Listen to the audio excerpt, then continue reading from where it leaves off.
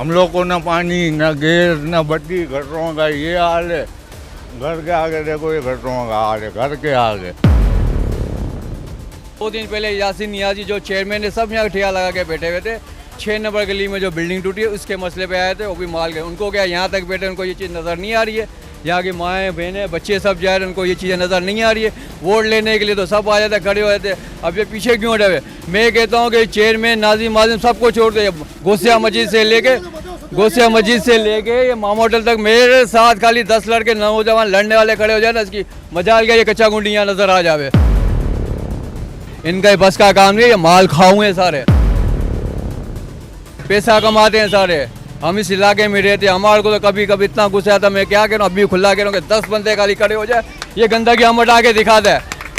10 बंदे लड़ने वाले मेरे साथ खड़े हो जाए, ये गंदगी हम हटा के दिखाते हैं। चेयरमैन नाजिम जो भी आ जाए, बिलावल तक भी आ जाए, हम खड़ा रहेगा सामने।